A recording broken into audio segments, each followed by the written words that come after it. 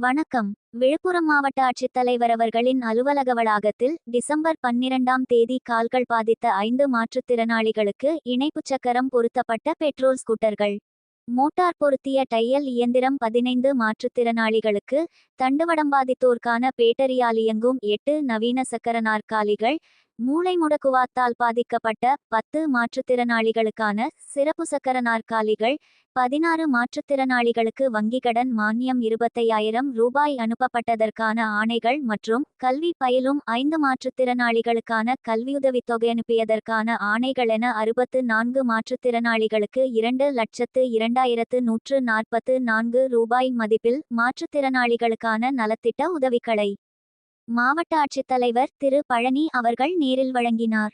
உடன் மாவட்ட மாற்றுத்திறனாளிகள் நல அலுவலர் திரு க சுப்பிரமணி அவர்கள், பேச்சு பயிற்சியாளர் திருமதி அபிஷேகா உள்ளிட்டோருடனிருந்தனர். கள்ளக்குறிச்சி மாவட்ட செய்தியாளர் ச. துரைமுருகன்.